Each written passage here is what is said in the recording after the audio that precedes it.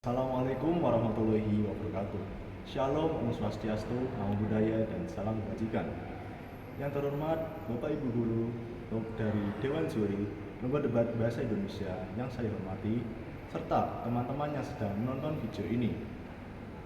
Sebelumnya perkenalkan, nama saya Muhammad Zufar Priharto sebagai perwakilan dari tim Pro yang akan memberikan sebuah argumentasi terkait mosi.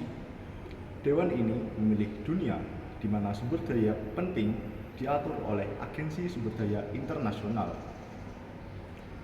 Dewan Juri yang terhormat, kita semua mengetahui dengan pasti bahwa kita tinggal di sebuah planet yang kaya akan sumber daya alam di dalamnya, di mana hal ini dibuktikan dengan penelitian yang diambil oleh NASA, yaitu suatu badan antariksa internasional, di mana dalam galaksi Bima Sakti, yaitu galaksi yang kita tinggali pada saat ini, hanya terdapat satu saja planet Bumi. Ini sebuah planet yang memiliki berbagai kekayaan sumber daya di dalamnya, seperti mineral, tanaman berkayu, dan sebagainya. Fakta ini sudah dibuktikan dengan lengkap oleh NASA itu sendiri. Dewan Juri yang terhormat, bahkan seluruh negara ini telah menyadari bahwa potensi kekayaan alam yang ada di Bumi sebagai satu-satunya planet di galaksi Bima Sakti yang kaya akan sumber daya alam menjadikan manusia untuk berlomba-lomba mencari solusi dan juga inovasi agar kekayaan yang ada di bumi ini dapat terus dimanfaatkan dan diolah kembali hingga masa depan yang akan datang. Nah, di mana hal ini bermanfaat bagi anak cucu kita sendiri. Saya sangat setuju dengan adanya upaya kerjasama ini, yang dimana seperti United Nations Environment Program yang berfokus dalam melaksanakan inisiatif hijau tentang sampah dan juga susut mangan.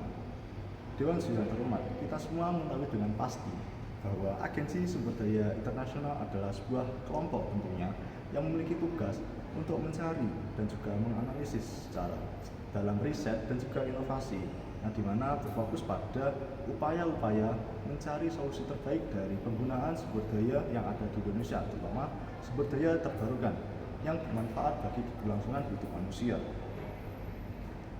Kita semua mengetahui dengan pasti bahwa dalam kekayaan alam terdapat sumber daya yang bersifat terbatas dan cenderung memerlukan waktu yang sangat lama untuk mendaurnya kembali.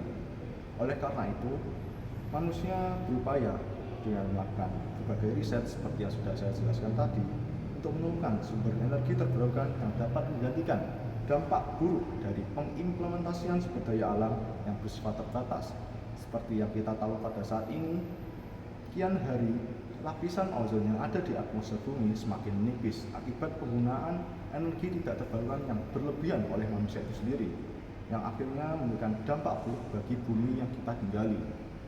Selain itu, kita juga dapat menemukan bahwa kualitas udara yang ada di setiap negara di dunia ini juga kian hari kian menurun, seperti halnya India dan Indonesia.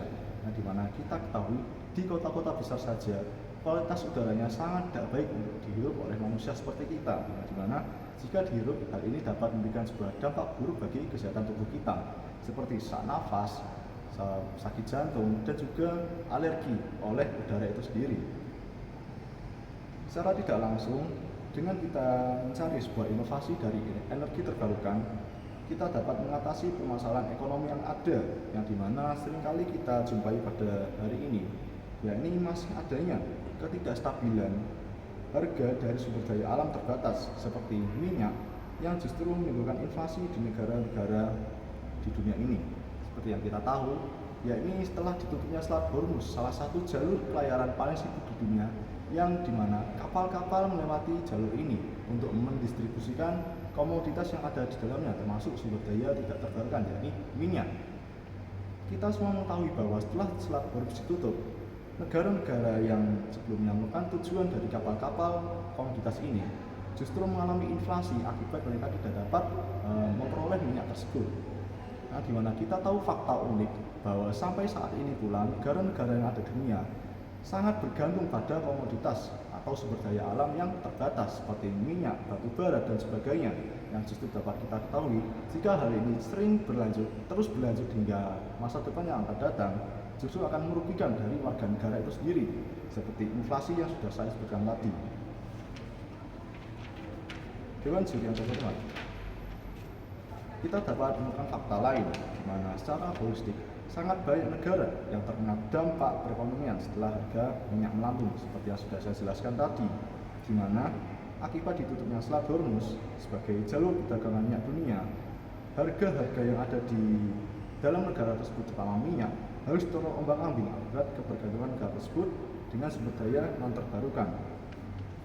Disinilah kita dapat menyadari betapa urgentnya atau betapa pentingnya bagi manusia saat ini untuk segera menemukan berbagai langkah pengelolaan yang baik, entah itu menjaga sumber daya alam terbatas ataupun berusaha melakukan berbagai riset demi mencapai kemajuan dari peradaban manusia di bumi ini. Agensi Sumber Daya Alam Internasional adalah sebuah jawaban konkret agar seluruh umat manusia dapat bekerja sama dan mencari solusi terbaik demi kehidupan yang akan datang, di mana kita tidak perlu bergantung lagi pada sumber daya alam terbatas, kerusakan alam yang ditimbulkan, serta dampak ekonomi yang diakibatkan. Dan pada akhirnya kita telah menemukan sumber energi yang lebih memberikan dampak positif baik itu bagi bumi maupun manusia itu sendiri. Mari wujudkan energi bersih, bumi lestari, dan masa depan cerah. Sekian dari saya. Wassalamualaikum warahmatullahi wabarakatuh. Sampai jumpa.